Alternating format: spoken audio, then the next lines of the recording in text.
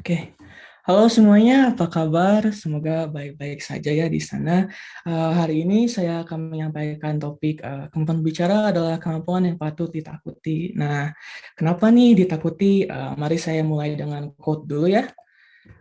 Ini adalah sebuah quote dari Jordan B. Peterson, seorang psikiater terkenal. If you can think and speak and write, you are absolutely deadly. Bisa dilihat dari sana, ada bagian speak di sana, yaitu berbicara. Nah, mengapa nih mematikan?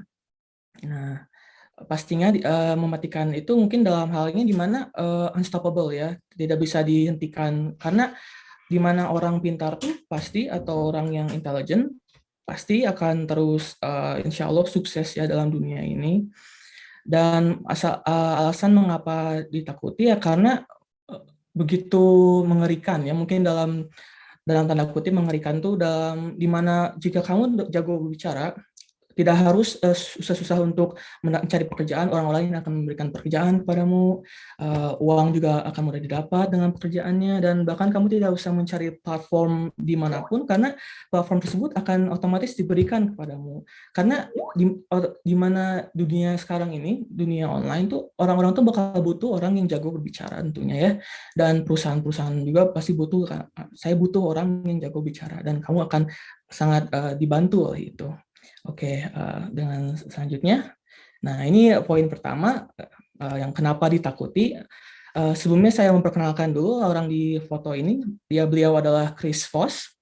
Beliau adalah mantan negosiator FBI, di mana beliau sering menghandle kasus-kasus seperti penyanderaan dan juga sering encountering kriminal-kriminal di kehidupannya sehari-hari. Tapi walaupun sudah mengalami segala hal itu, segala pengalaman itu, beliau masih berpikir bahwa semua orang itu berhak untuk didengar. Nah, apa hubungannya nih sama berhak didengar dengan berbicara?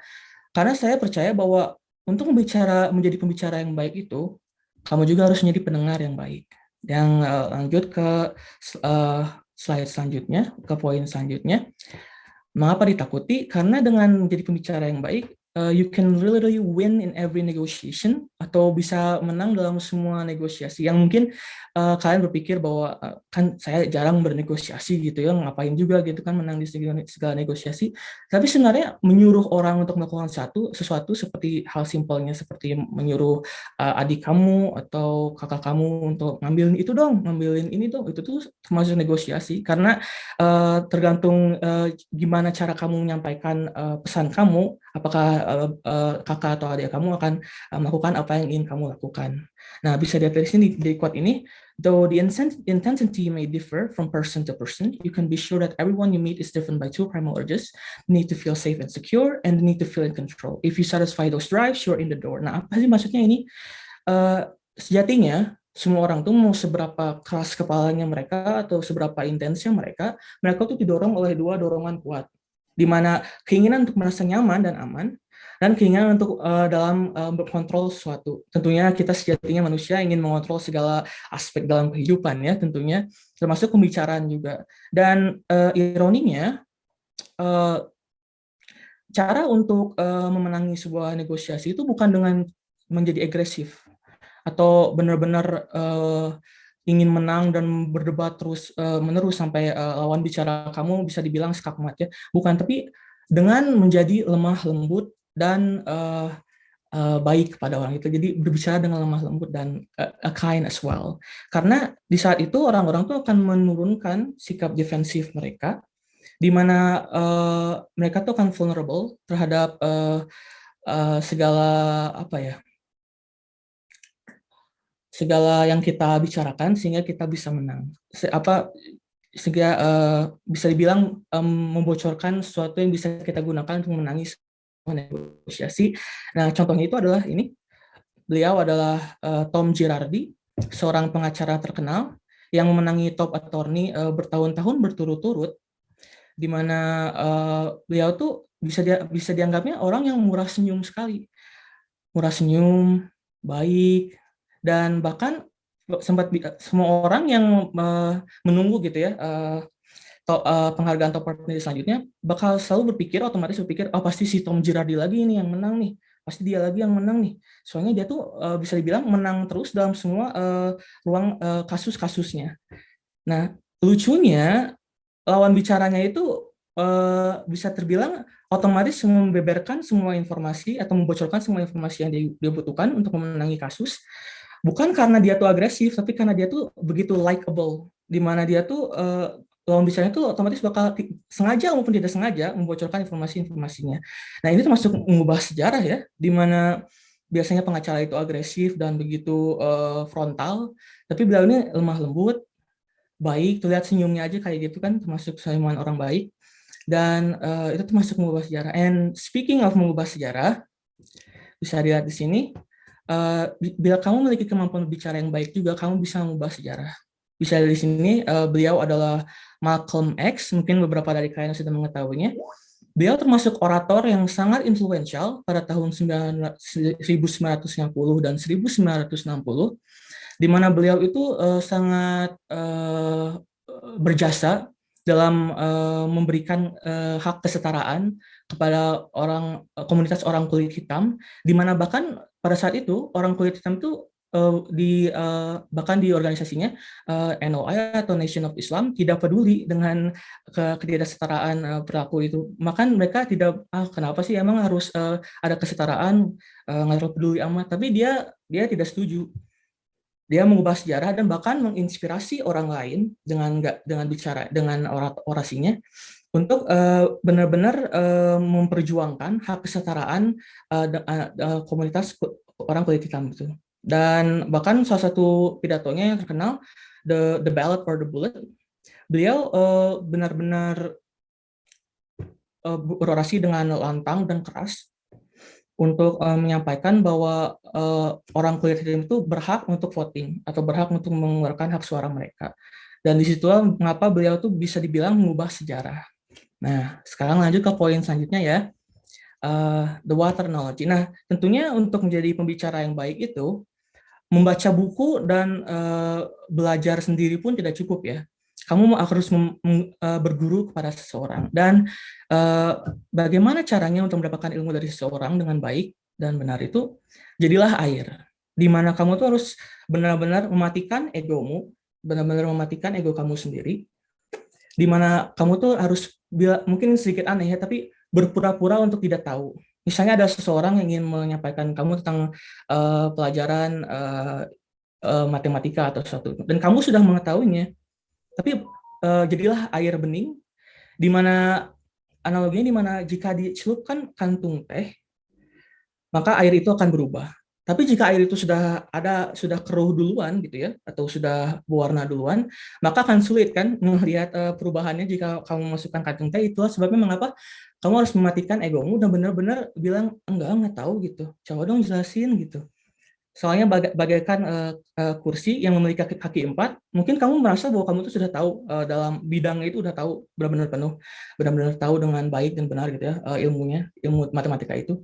Tapi mungkin kamu tuh hanya memiliki tiga kursi, dan orang ini yang menyampaikan ke kamu ini memiliki kaki kursi yang keempat. Maka dengan orang ini, kamu akan memiliki fondasi ilmu yang lebih bisa dibilang kokoh ya. Nah, ada juga dalam seorang psikolog terkenal bernama Justin Kuder, beliau pernah bilang bahwa untuk memberikan impresi yang baik, ada dua cara, be interesting or be interested. Be interesting itu di mana kamu tuh yang memberikan ilmu, yang memberikan topik yang benar-benar orang lain tuh suka, dan orang lain juga akan benar-benar terangsang gitu ya oleh ilmu yang kamu berikan, atau be interested, di mana kamu tuh benar-benar tertarik dengan apa yang orang lain sampaikan. Nah, tentunya orang lain kan suka pasti ya, kalau didengar, suka membicarakan tentang diri mereka sendiri. Jadi, untuk mencari ilmu, be interested, and be water.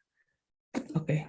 Nah, selanjutnya. Nah, tentunya di saat kamu berbicara maupun berbicara dengan orang lain ya, apa sih, orang lain mungkin seperti dosen yang tentunya di atas kamu ya, dalam umur lebih tua, dan kamu mungkin tegang gitu ya, dan mungkin harus berbicara juga kan, pasti membutuhkan panggung atau platform, kamu mungkin tegang juga di sana.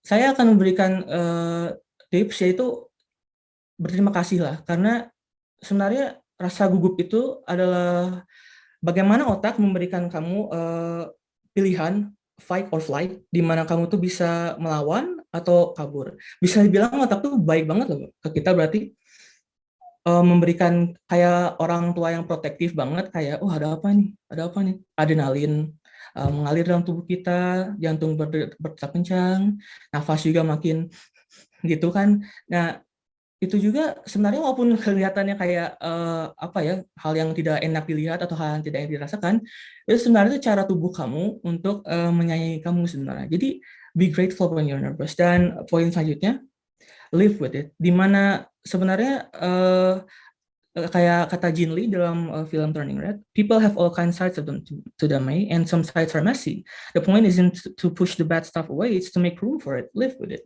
Dimana kita tuh kan sering menganggap rasa gugup tuh rasa yang benar-benar harus disingkirkan gitu kan, harus dihilangkan. Tapi kadang kita juga lupa rasa gugup kita tuh sama dengan rasa sedih dan rasa marah kita juga, masuk dalam bagian dari tubuh kita juga gitu. Maka dengan itu, mengapa kita tidak bisa nerima aja gitu, hidup dengan rasa gugup kamu? Karena mungkin bisa ya, dalam beberapa waktu mencoba gitu untuk ngilangin rasa gugup, tapi tentunya akan datang lagi, datang lagi, datang lagi. Dan kadang nggak harus di malu gitu, nggak harus malu bahwa kamu gugup, atau nggak usah sedih atau marah kalau kamu sering gugup kalau bicara. Kadang harus just live with it, hidup aja gitu sama rasa gugup kamu gitu, karena emang sebenarnya nggak apa-apa gitu. Saya tidak apa-apa hidup dengan rasa gugup. Gugup tuh normal. Defense mekanisme tubuh di saat ada sesuatu yang kamu anggap bahaya. Nah, oke. Jadi mungkin segitu bisa dilihat conclusion-nya atau summary-nya. Kemampuan bicara yang baik dapat membantu untuk memenangkan semua pembicaraan Anda. Kemampuan berbicara yang baik dapat mengubah sejarah. Jadilah seperti air dan hidup dengan rasa nafas kamu. Oke. Mungkin itu dari saya. Sekian. Apakah ada pertanyaan?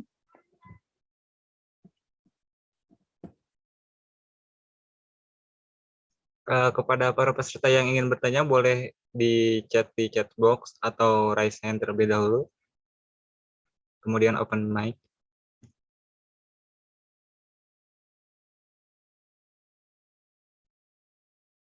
Mungkin sambil menunggu pertanyaan dari para peserta nih Kak,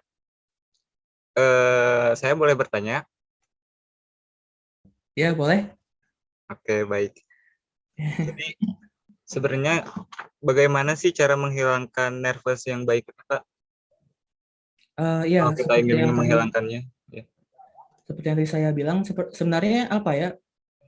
Bukan hanya untuk mencari cara untuk menghilangkannya juga, tapi untuk benar-benar mengerti dengan rasa nervous kamu tuh sebenarnya apa sih. Itu tuh kayak misalnya kan saat ujian kita kan cara untuk mendapatkan nilai yang bagus atau cara untuk mengovercome ujian itu sendiri adalah untuk mengetahui materi-materinya kan untuk ujian itu. Sama juga dengan rasa nervous, kita tuh harus benar-benar mengetahui apa sih rasa nervous itu, dan kenapa harus kita eh, bisa dibilang benci ya.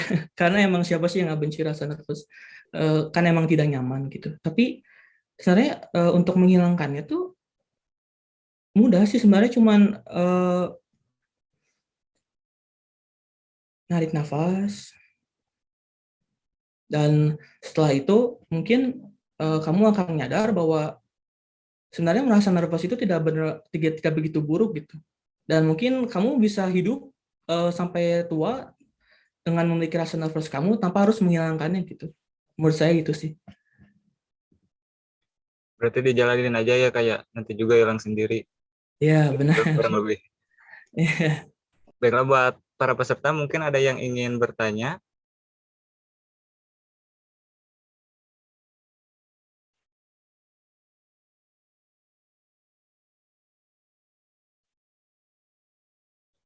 Mungkin apabila tidak ada yang ingin bertanya, saya akan lanjutkan terlebih dahulu kepada pembicara selanjutnya. Nanti apabila para peserta ada pertanyaan, boleh langsung di chat box saja.